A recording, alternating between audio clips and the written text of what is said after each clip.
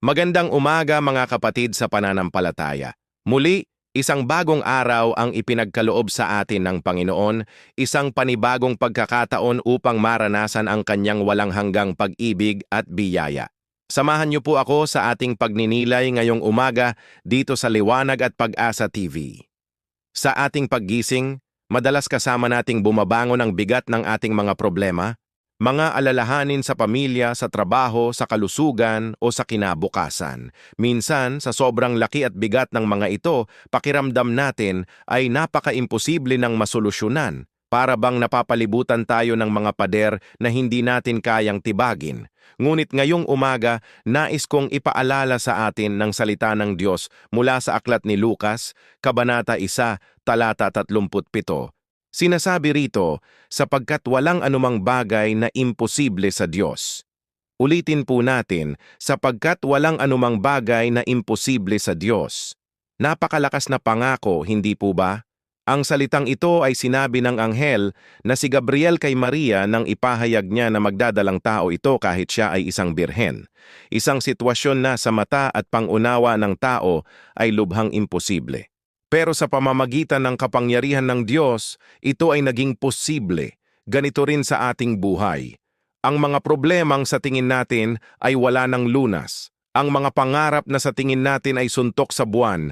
At ang mga sitwasyong tila wala ng pag-asa, lahat ng yan ay kayang-kayang baguhin ng ating Panginoon. Ang Diyos na lumikha ng langit at lupa, mula sa wala ang Diyos na bumuhay kay Lazaro mula sa mga patay, at ang Diyos na naghati sa dagat para sa kanyang bayan, ay siya ring Diyos na kasama natin ngayon. Ang tanong ay, naniniwala ba tayo? Nagtitiwala ba tayo sa kanyang kapangyarihan? Nang higit pa sa ating nakikitang mga problema, inaanyayahan tayo ng Panginoon na isuko sa Kanya ang ating mga imposible.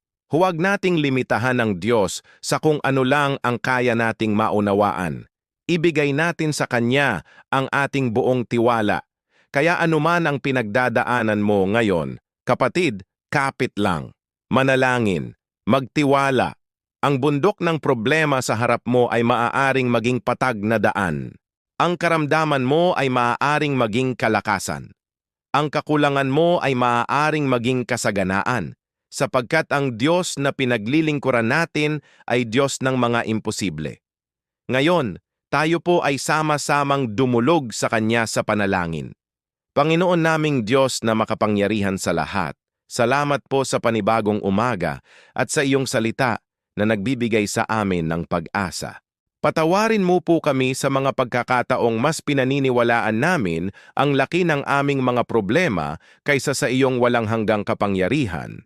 Ngayong araw, isinusuko po namin sa iyo ang lahat ng aming mga alalahanin, mga takot at mga sitwasyong sa tingin namin ay imposible.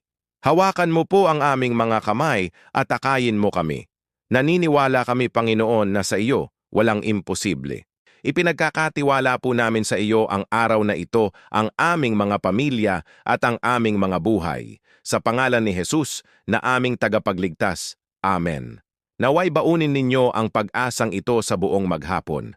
Tandaan, kasama natin ang Diyos na kayang gawin ang lahat. Maraming salamat sa pagsama sa amin. Kung napagpala ka ng mensaheng ito, huwag kalimutang mag-subscribe sa Liwanag at Pag-asa TV para sa araw-araw na inspirasyon. Magkaroon po kayo ng isang pinagpalang araw